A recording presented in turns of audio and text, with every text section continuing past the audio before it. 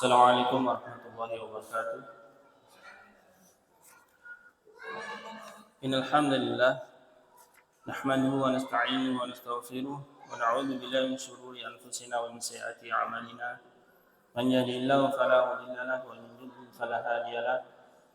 Asyhadu an la ilaha illallah wahdahu la syarika lahu wa asyhadu anna Muhammadan 'abduhu wa rasuluh.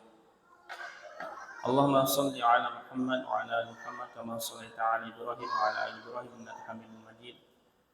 Wa barik ala Muhammad wa ala ali Muhammad kama barakta ala Ibrahim wa ala ali Ibrahim innaka Hamidum Majid. Baik ikhwan dan akhwat, Bapak dan Ibu yang dimuliakan oleh Allah Subhanahu wa taala.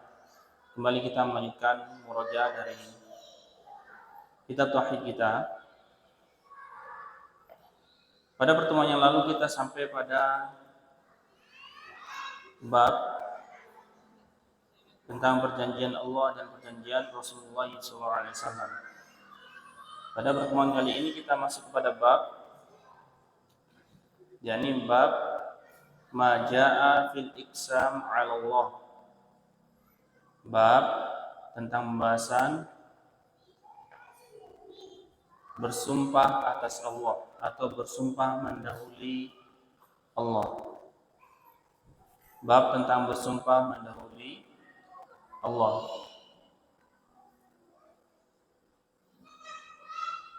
Ikhwan dan akhwat, bab ini menjelaskan tentang bahwasanya kita tidak mengetahui tentang takdir yang akan datang, baik itu waktu dekat, waktu jauh, atau bahkan beberapa menit kemudian setelah kita melakukan sesuatu, setelah kita mungkin keluar dari masjid ini atau lain sebagainya. Nah, bab ini berkaitan tentang hal itu. Maka kita tidak menyangka-nyangka, tidak menduga tentang pembahasan ini, bahwasanya ini merupakan suatu pembahasan yang sangat urgen yang kita harus pelajari, yang mana Nabi kita menyebutkan di sini dari perkataan Allah Subhanahu wa taala, orang yang mendahului dari ketetapan Allah itu bisa menghapuskan dari amalannya. Anak-anak mainnya di luar aja. Mainnya di luar ya. Kalau duduk nanti dapat pahala dan hadiah. Penulis membawakan sebuah hadis an Jundub ibni Abdullah radhiyallahu anhu qala Rasulullah sallallahu alaihi wasallam qala rajulun wallahi la yaghfirullahu li fulan faqala Allah azza wa jalla man dhal ladhi yata'alla alayya alla aghfiru li fulan inni qad ghafartu lahu wa ahbatu 'amalan rawahu Muslim. Dari Jundub bin Abdullah, semoga Allah meridainya, Rasulullah sallallahu alaihi wasallam bersabda bahwasanya ada seseorang berkata demi Allah, berarti dia bersumpah. Apa kata orang tersebut? La yaghfirullahu li fulan. Demi Allah, bahasanya Allah tidak mengampuni si fulan. Maka Allah Subhanahu wa taala berfirman, siapa yang bersumpah atasku bahwasanya aku tidak mengampuni si fulan. Siapa yang bersumpah atasku bahwasanya aku tidak mengampuni si fulan. Kemudian Allah melanjutkan, sesungguhnya aku, qad ghafartu lahu. Sesungguhnya aku telah mengampuni dosanya. Dosa orang yang dikatakan tadi, bahwasanya Allah tidak mengampuni dosa si fulan. Dan aku menghapuskan amalan orang yang mengatakan demi Allah tidak mengampuni si fulan.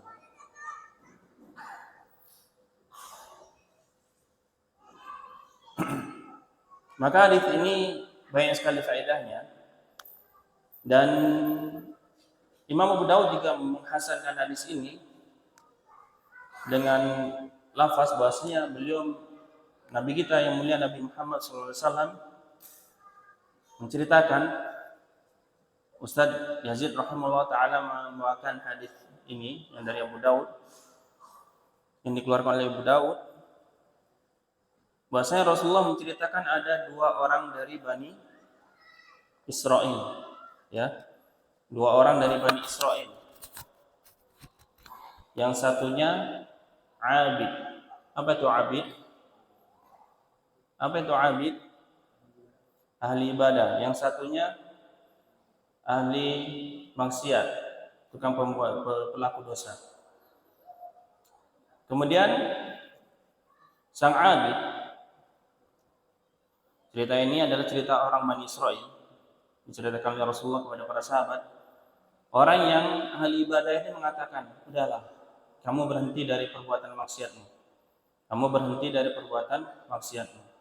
Apa kata pelaku maksiat ini? Sudah, itu urusanku dengan Allah. Kamu nggak perlu menasihati aku, nggak perlu ngomong yang lain-lain. Biasanya kalau kita diomong kayak gitu gimana? Kamu ini dikasih nasihat malah sok-sokan, ya? Pernah siapa? Damar ngasih nasihat kawannya kayak gitu. Dikasih nasihat terus kawannya marah balik. Ada kan? Ada seperti itu. Ya. Ahli ibadah tersebut memberikan nasihat kepada ahli maksiat. Kemudian ahli maksiat menolak. Udah, itu urusan aku dengan urusan Allah, kamu gak usah ngurusin. Kemudian ahli ibadah tersebut marah.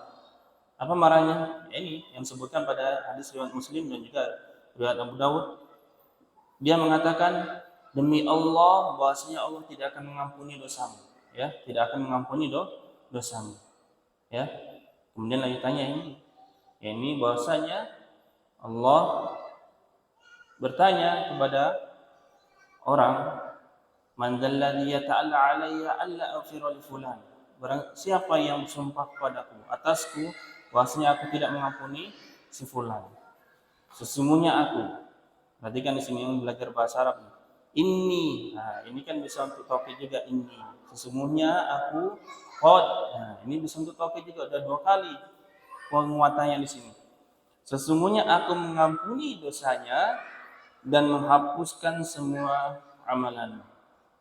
Nah, ini berarti benar-benar terjadi, dan bahayanya kita mengatakan dengan perkataan yang itu memang kita nggak menyangka-nyangka bahwasanya itu bisa menghapuskan amalan kita, ya. Makanya ketika kita berkata itu kita harus mikir dulu.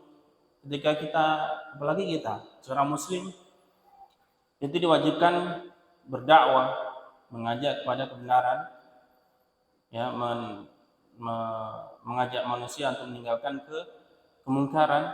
Itu harus bersabar diantaranya. Bersabar dari apa? Dari man'aunya yang didakwahinya. Jangan kita berkata atau berkata-kata dengan sesuatu yang itu bisa membinasakan kita sendiri karena kita tidak bersabar, kurangnya kita belajar. Makanya kita harus terus belajar bahwasanya dengan perkataan itu kita bisa memasukkan kita ke dalam neraka. Makanya salah satu bentuk dari iman, dari iman kita kepada Allah dan hari akhir itu kita harus berkata baik atau diam. Sekiranya perkataan itu bisa menjerumuskan kita kepada keburukan, kita diam. Atau kita belum tahu dari konsekuensinya, itu kita perhitungkan dulu dari perkataan kita. Man kana yu'minu billahi wal yawmil akhir falyaqul khairan aw liyasmut. Barang siapa beriman kepada Allah dan hari akhir, hendaknya dia berkata baik atau diam. Ya. Maka hadis ini sangat agung sekali, banyak faedahnya di sini. Banyak faedahnya. Dari perkataan yang sedikit, ini dia bersumpah demi Allah bahasanya Allah tidak akan mengampuni sefulan, itu saja. Itu saja. Itu bisa menghapuskan amalan orang yang berkata tersebut, dan apa? Dan memasukkan orang yang dikatakan tadi, bahasanya Allah tidak bisa mengampuni sefulan. Ya. Ini menunjukkan apa? Ini faedah yang lain lagi. Bahasanya Bapak-bapak dan ibu-ibu yang mulia, perlunya kita ketawaduan. Apa itu ketawaduan? Rendah hati. Rendah hati apa rendah diri? Rendah hati. Apa itu tawadhu? Rendah hati. Menganggap orang itu lebih mulia dari kita, bukan lebih rendah dari kita. Walaupun kita memiliki pendidikan yang tinggi, jabatan yang tinggi, titel yang tinggi, kita tidak boleh merendahkan orang yang rendah dari sisi pendidikan, ekonomi dan lain sebagainya. Ya, itu kita harus tawadhu. Kita tidak tahu, ya, kita tidak tahu bagaimana akhir dari kehidupan kita. Kita perlunya tawadhu. Makanya dalam hadis yang lain dikeluarkan oleh Imam Bukhari dan juga Imam Muslim, Nabi kita bersabda, "Inna ahadakum la ya'malu bi'amali ahli jannah hatta ma yakunu bainahu wa bainaha illa dhira' fayasbiqu 'alaihi al-amal fayasbiqu 'alaihi al-kitab fayamalu bi'amali ahli an-nar fayadkhuluha." Bahasanya ada seseorang di antara kalian. Perhatikan. Ada seseorang di antara kalian yang dia itu beramal. Dia beribadah, beramal, puasa, zakat dan lain sebagainya dari amalan-amalan itu yang sangat banyak sekali, ya. Sangat banyak sekali tentunya dengan amalan ahli surga. Ahli surga itu amalannya apa?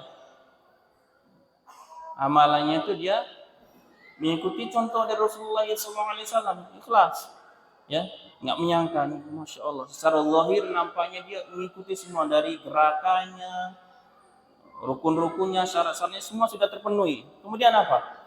Rasulullah mengajarkan hatta ma yakunu bainahu wa bainaha illa dhira', sampai tidak tinggal di antaranya itu, antara dia dengan surga itu kecuali satu depa saja, ya, satu depa saja.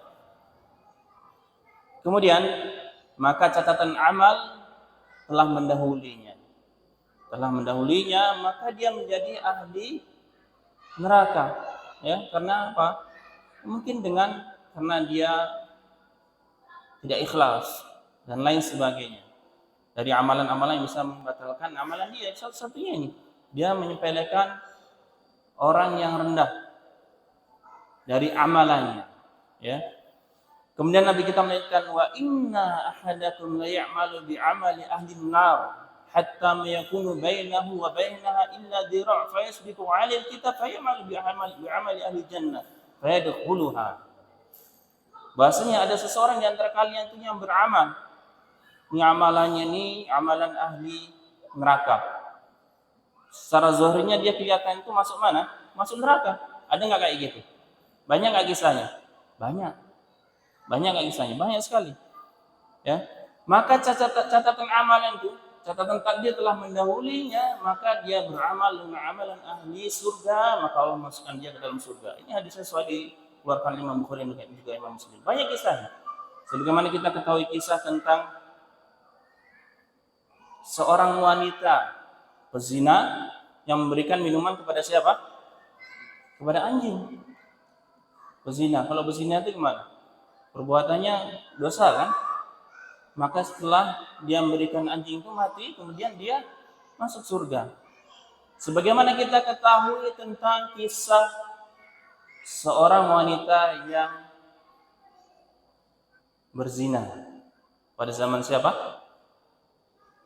Pada zaman Rasulullah SAW. Kemudian dirojam. Para sahabat apa?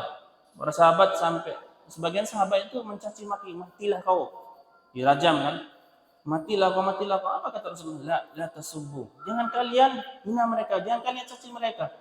Sesungguhnya tobatnya dia itu kalau dibaikan dengan penduduk negeri ini maka mencukupi, bahkan tersisa. Pernah kita mendengar seseorang yang dia membunuh berapa orang? 99 orang, kemudian dia menemui ahli ibadah. Namanya, bisa nggak aku ini tobat? Udah bunuh 99 orang, nggak bisa. Akhirnya dibunuhlah sekalian. Bunuh sekalian, kena 100. Pergi cari orang lagi, tanya ke orang. Kemudian tanyalah kepada ahli ilmu, kepada orang yang berilmu. Bisa nggak? Masih ada nggak aku yang untuk tobat? Nah, kemudian apa beliau katakan? Tidak ada yang menghalangi dirimu dengan tobat. Maka pergilah kamu ke negeri ini untuk bertobat dan berhijrah agar kamu lebih baik. Kemudian Allah matikan dia di tengah perjalanan, kemudian Allah memasukkan dia ke dalam surga Allah Subhanahu wa taala. Ya. Maka ini kita jangan berkata dengan perkataan yang itu bisa menjadi penyesalan kita nantinya. Banyak sekali zaman kita ini dari perkataan kita, perbuatan kita itu membuat kita menyesal nantinya. Makanya Nabi kita juga bersabda, "Wala tatakallamu bikalimatin atau bikalamin ta'tadiru ghadan." Jangan engkau berkata dengan suatu perkataan yang engkau minta udzur nanti engkau minta udzur. Kalau setelah berkata mending. Kalau nanti di hari kiamat kita minta udzur gimana? Hari kiamat tidak ada lagi udzur. Enggak ada lagi suatu udzur yang bisa diterima karena sudah terucap semuanya dengan perkataan yang itu bisa memasukkan orang ke dalam neraka. Sebagaimana Aisyah juga pernah mengatakan, siapa istri Nabi yang lain, Hafsah itu apa katanya? Hafsah itu kecil. Apa kata Rasulullah? Ya Aisyah, sesungguhnya engkau telah berkata dengan suatu perkataan kalau seandainya itu dimasukkan ke dalam air laut maka itu akan merubahnya. Cuma mengatakan, Hafsah itu kecil. Ya, memang kecil memang. Maksudnya perkataan dia itu untuk menghina, merendahkan orang lain. Ya. Itu menunjukkan apa pentingnya kita menjaga lisan kita. Makanya Nabi kita itu siapa yang bisa menjaga, mengatakan siapa yang bisa menjaga antara mulut dan kemaluannya maka insyaallah akan dijamin surga oleh Allah Subhanahu wa taala. Pentingnya kita menjaga mulut kita, lisan kita agar tidak kita berkata sembarangan, berkata sesuatu itu yang merugikan kita sendiri, terutama di akhirat kelak. Ya, terutama di akhirat. Nabi kita juga bersabda, "Bihasbin bi'in minasyarri an yahqirra akhahul muslim." Cukuplah bagi seorang itu suatu keburukan dia merendahkan saudaranya yang lain. Kalau seorang muslim dia melakukan maksiat, dia masih muslim atau tidak? Masih. Tapi kemudian direndahkan. Mungkin selama ini yang merendahkannya ya ustaz ataupun orang yang dia nggak pernah kelihatan secara zahirnya dia itu melakukan maksiat, direndahkan oleh itu. Orang yang melakukan hal tersebut, melakukan amalan yang sesuai sunnah, dia merendahkan seseorang muslim yang melakukan perbuatan maksiat, entah maksiat apa saja, direndahkan. Udah kamu ini, udah nggak usah dekat-dekat lah, malas aku, nggak usah dekat-dekat sini, kamu tuh jangan sini lah, nggak susah nanti, malah mempengaruhi kami di sini, dan lain sebagainya, dia perkataan yang lain sebagainya. Dan ini adalah suatu keburukan kata Nabi kita yang mulia Nabi Muhammad SAW. Berapa banyak kita telah melakukan hal tersebut selama umur kita ini? Penyebabnya apa ya? Karena kita tidak tahu. Makanya pentingnya kita belajar. Ya. Maka ini juga perhatikan, Bapak dan Ibu yang dimuliakan oleh Allah Subhanahu Wa Taala. Ini menunjukkan bahwasanya orang yang mengatakan hal tersebut, dia bersumpah demi Allah bahwasanya Allah tidak akan mengampuni dia. Berarti dia memiliki sifat sombong. Apa itu sombong? Apa sombong yang dikatakan oleh Nabi kita yang mulia Nabi Muhammad SAW? Al-kibru batarul haqqi wa ghamtun nas. Sombong itu dia menolak kebenaran dan merendahkan orang lain. Perhatikan, hadis ini umum, bukan merendahkan orang muslim yang berbuat maksiat. Benar nggak? Benar. Bukan merendahkan kibar atau sombong itu merendahkan seorang muslim yang berbuat maksiat. Tidak. Tapi Nabi kita mengatakan kibar atau sombong itu merendahkan orang lain. Berarti umum, termasuk seorang atau orang di luar Islam, kafir. Kita rendahkan. Maka ada kaitannya dengan bab yang lalu, hadis yang pertemuan lalu.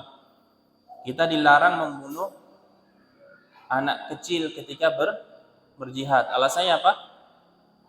Alasannya adalah bisa jadi suatu saat nanti Allah akan memberikan hidayah. Dan kita juga dilarang merendahkan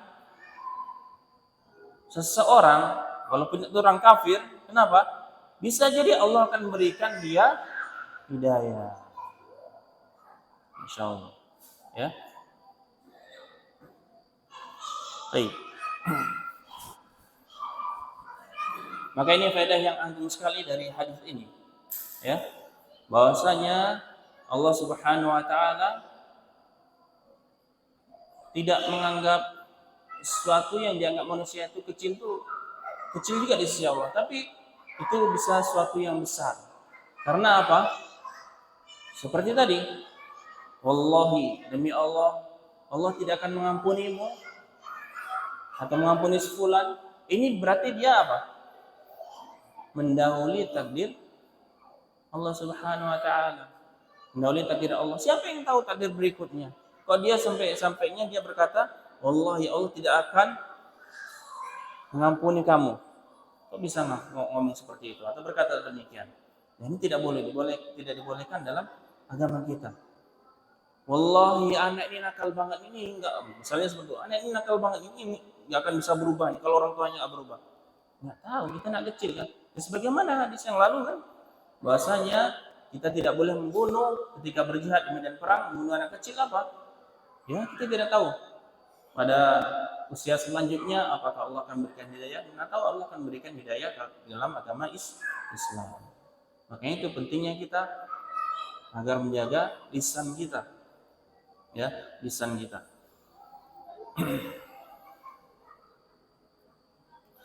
Maka orang yang berkata demikian juga berarti dia memiliki sifat sombong. Sombong, dia menolak kebenaran dan merendahkan orang lain. Sedangkan kita, apa kata Allah Subhanahu wa taala? Maksudnya Allah Subhanahu wa taala berfirman, "Wala tamshi fil ardi marha." Jangan engkau berjalan di muka bumi ini, kata Allah Subhanahu wa taala, dengan sombong, ya, dengan membusungkan dada, seseolah dia itu paling paham atau paling benar atau paling dia merendahkan orang lain dengan cara berjalannya tersebut. Nah, ini yang dilarang oleh Allah dan Rasulnya. Jangan kita berjalan di muka bumi ini dengan sombong, kecuali kita berjalannya di medan perang. Kalau medan perang jalannya gimana? Sudah pernah ikut perang? Atau Abu Kefan sudah pernah ikut perang? Kalau berjalan di medan perang gimana? Perangnya kita pakai pedang. Masa kita nunduk-nunduk gini? Nggak takut lah musuhnya. Jalannya gini dan perang, ya. Tapi beda kalau kita dengan, ya, bukan dalam keadaan perang. Kita jalannya tidak boleh seolah kita paling gagah atau paling kuat, tidak boleh. Tapi kalau di medan perang, sebagaimana perkataan ulama, kita bukan berjalan ya merendahkan diri atau seolah kita paling kuat, paling gagah kalau bukan di medan perang. Kalau medan perang kita harus membuat musuh itu bergetar hatinya, takut. Itu penjelasan para ulama. Jangan pula kita salah nanti, ya. Tiba-tiba kita diserang oleh Israel kan, terus kita perang, mau adu pasukan, terus kita ketemu antara dua pasukan tanpa tembak, ya, misalnya pedang, kemudian kita berjalannya seolah takut, tambah naik mentalnya orang itu. Baik. Kemudian Abu Hurairah mengatakan, wa fi hadis Abi Hurairah anal qa'il rajulun 'abid. Qala Abu Hurairah, takallam bi kalimatin aw baqat dunyahu wa akhiratahu. Abu Hurairah mengatakan dalam hadis tersebut bahasanya orang yang berkata tersebut dalam hadis yang tadi itu adalah 'abid, seorang ahli ibadah. Abu Hurairah mengatakan bahasanya orang tersebut berkata dengan suatu kalimat yang itu bisa menghancurkan dunianya dan akhiratnya, ya, menghancurkan dunianya dan akhiratnya.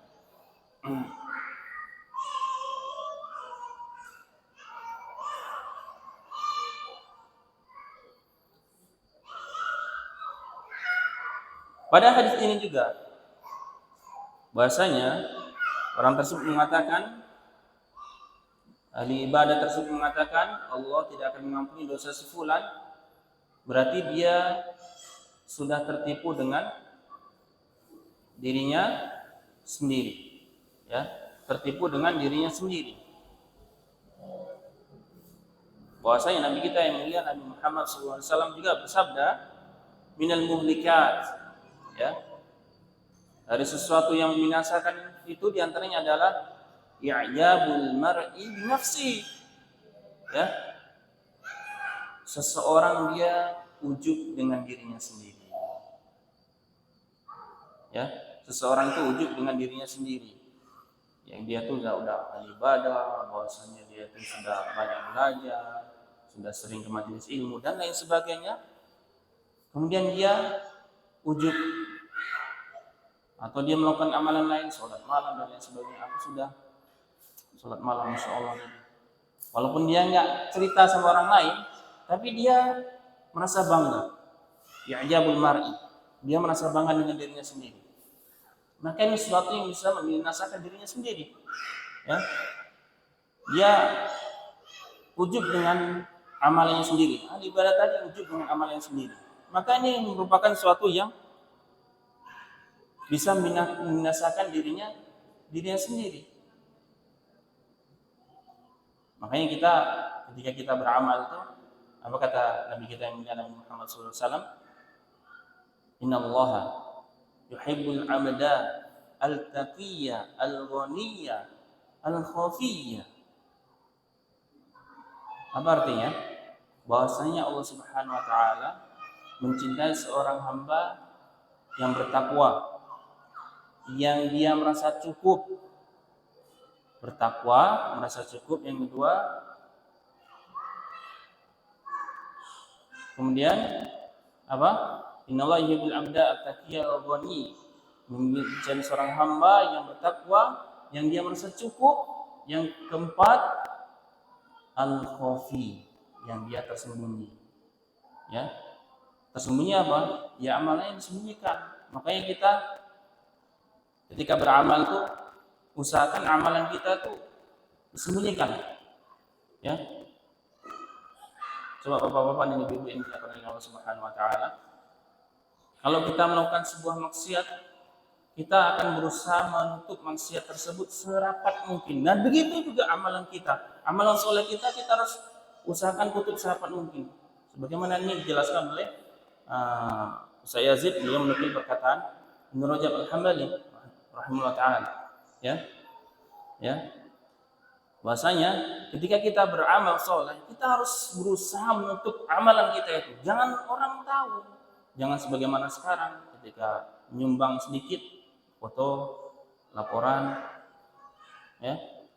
Makanya sebagian orang ketika dia imannya kuat udah nggak mau menerima sumbangan antum foto lagi, minta laporan lagi, ya. Makanya kita harus berusaha menutup semua amal kebaikan kita. Sebagaimana tadi Nabi kita bersabda apa? Bahwasanya Allah Subhanahu wa taala mencintai seorang hamba yang dia bertakwa, merasa cukup, ya, merasa cukup. Kemudian al-khafi, dia tersembunyi, ya. Sebagaimana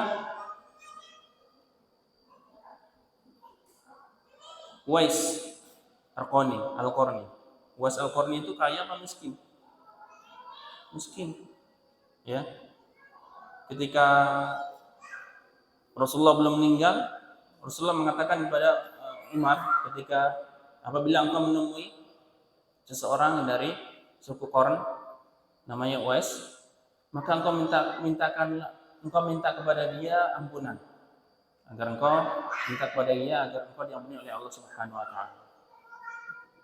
Meninggal Rasulullah, kemudian Umar menjadi khalifah. Umar mencari terus ketika ada kabilah datang dari Yaman, dari negeri lain ke Mekah, Madinah. Maka ditanya terus, sudah suatu hari ketemu, ditanya apa kebutuhannya. Setelah itu nggak ada. Uwais setelah itu menghilang. Ya, miskin padahal. Kalau mau minta, kebutuhan saya ini dipenuhi semua oleh khalifah kan, pemimpin negara. Begitulah dia. Kalau kita gimana kira-kira? Mampu nggak seperti itu? Datang Pak Prabowo. Kan kita apa kebutuhan kamu? Wah ini Pak, ini. Itu kebutuhan pribadi, bukan kebutuhan umat lagi yang diminta. Makanya itu kita harus berusaha menyimpan semua amalan soleh kita sebagaimana kita menyimpan perbuatan dosa kita. Ini dikatakan oleh Yazid menukil perkataan Ibnu Rajab Al-Hambali. Beliau sering menukil perkataan tersebut, ya.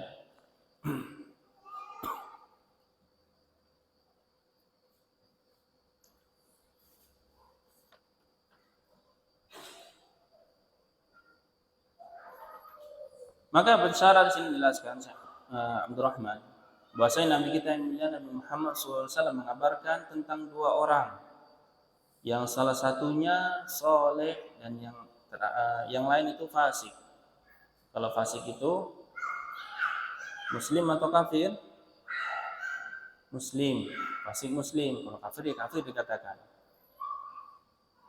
Orang yang soleh itu ujiba bi'amali wahtaqara al-fasik. Orang yang fasik itu orang yang soleh itu dia ujub, tertipu dengan amalan yang sendiri, dan dia merendahkan orang yang pelaku fasik, pelaku dosa. Fasik itu pelaku dosa besar, ya. Dan dia bersumpah bahasanya Allah tidak akan pernah mengampuni dosa lil fasik, tidak akan pernah mengampuni dosa orang yang berbuat fasik tersebut. Faghadiballahu wa ankara 'alaihi hadzal yamin alladhi bihi yuhajjiru fadlahu wa rahmatahu.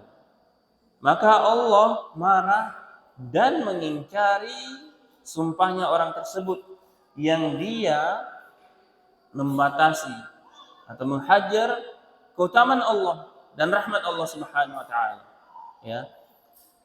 Fa abtala 'amal salih wa ghafara lil fasik, dan menghapuskan amalan-amalan orang yang soleh tersebut. Ahli ibadah tersebut dihapuskan semua oleh Allah Subhanahu wa taala amalannya. Kemudian mengampuni pelaku fasik, orang yang berbuat fasik. Wa hakadha bisababi kalimatin sabaqati syaqawa lis-salih wa fada'a amaluhu wa sabaqati sa'ada lil fasik faghfira lahu. Dan ini disebabkan karena kalimat yang itu mencelakakan orang yang ahli ibadah tersebut serta menghapuskan amalannya, dan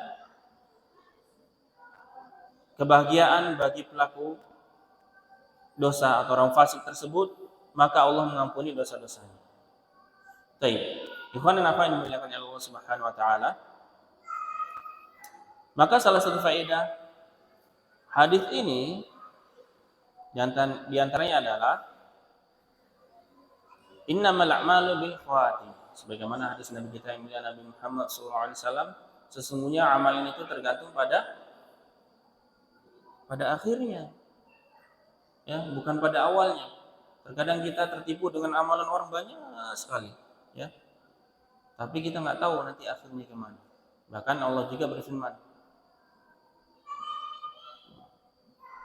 amilatun nasibah. Surat apa ini? Damar amilatun nasibah tasla naron hamiyah. Amalannya tinggi, banyak sekali amalannya. Kemudian apa? Allah memanggang dia di dalam api neraka.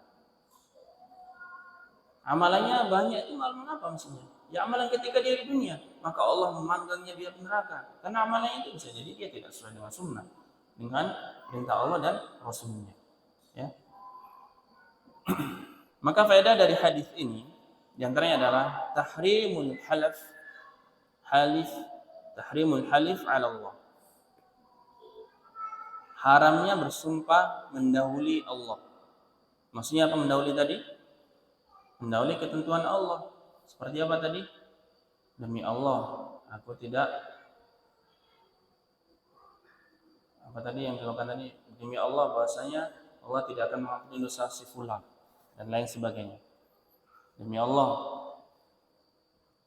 rahmat Allah itu pada orang yang itu sempit sebenarnya, nggak akan diluaskan, ya. Tidak boleh seperti ini.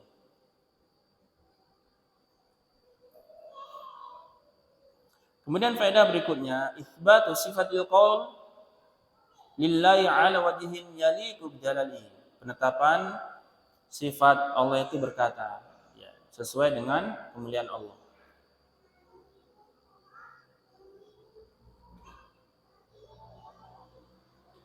Faedah berikutnya, wujub ta'addub ma'allah fil aqwal wal af'al. Wajibnya kita beradab kepada Allah dalam perkataan dan perbuatan. Maksudnya apa? Perkataannya tadi, kita tidak boleh mendahului ketentuan Allah Subhanahu wa taala yang dia tidak mengetahui. Dia mengatakan bahwasanya Allah itu tidak akan mengampuni. Af'al dan perbuatan kita apa misalnya? Ya kita beramal tidak sesuai dengan perintah Allah dan Rasulnya. Faedah berikutnya, bayan si'ati fadlillahi wa rahmati. Penjelasan tentang luasnya keutamaan Allah dan rahmatnya. Apa itu? Yani Allah, keluasan rahmat Allah itu apa? Allah mengampuni dosa orang yang berbuat maksiat dan menghapuskan amalan-amalan ahli ibadah.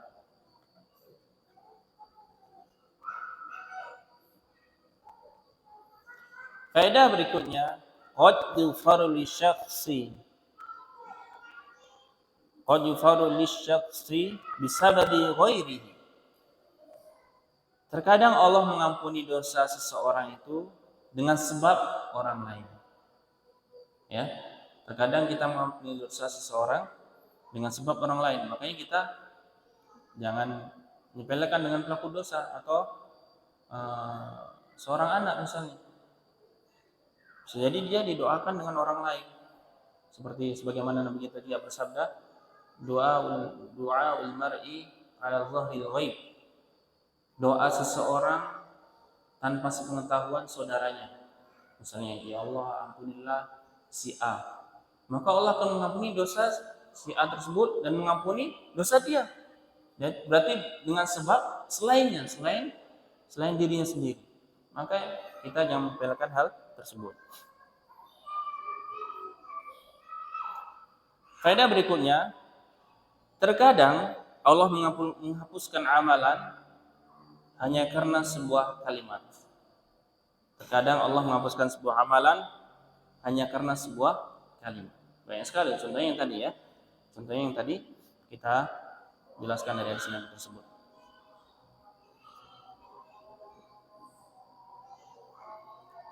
Sudah ada ya. Tapi ini ada yang penting satu lagi ya. Tentang sumpah tadi. Maka ringkasan dari bab ini diantaranya adalah ada sebuah hadis mengatakan inna min ibadillahi man law aqsama 'ala Allah la abarrahu. Bahasanya ada sebagian dari hamba-hambaku, ini hadisnya dikeluarkan oleh Imam Bukhari dan Imam Muslim, apabila dia bersumpah kepada Allah maka Allah mengabulkan atau menunaikan sumpahnya tersebut. Ini dibawakan kisahnya dalam, kalau tidak salah, Bukhari dan Muslim ya, atau Abu Dawud. Saya izin membawakan dalam kitab Tauhidnya bahasanya Rubai' binti Nadir dia memecahkan gigi seorang wanita Ansor ya. Kemudian kaum dari wanita Ansor tersebut meminta kisos, minta pecahkan juga giginya ya. Kemudian Anas bin Nadir dia bersumpah kepada Allah. Sumpahnya apa? Demi Allah tidak akan dilakukan hal tersebut. Anas bin Nadir, yakni sepupunya Rubai' tadi, bersumpah bahasanya demi Allah tidak akan dilakukan hal tersebut. Apa itu? Kisos tersebut. Ya. Kemudian apa? Kemudian Allah mengabulkan perkataan tersebut, maka wanita Ansor tersebut dia hanya meminta apa? Diat, ganti rugi saja. Ya. Makanya Nabi Muhammad SAW mengatakan inna min ibadi, ada sebagian dari hambaku itu apabila dia bersumpah, ketika dia bersumpah atas Allah, mendahului takdir Allah tadi. Ini bukan berarti mendahului takdir Allah, bahasanya itu dikabulkan oleh Allah Subhanahu wa taala. Ya. Ini tidak ada pertentangan dalam hadis ini. Makanya dalam suatu hal yang itu husnuzon, berarti Anas bin Nadir tadi dia berhusnuzon, berbaik sangka kepada Allah. Ini dibolehkan semua tersebut, ya, dibolehkan. Contohnya apa? Kira-kira apa contohnya? Dia harapan, dia berarti berharap bahwasanya misalnya ini kita lagi musim badai misalnya, wallahi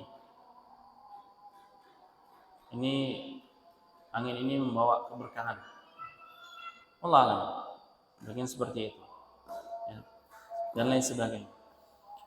Jazakumullah khairan, mudah-mudahan sedikit ini bermanfaat agar kita semuanya bisa mengambil faedah.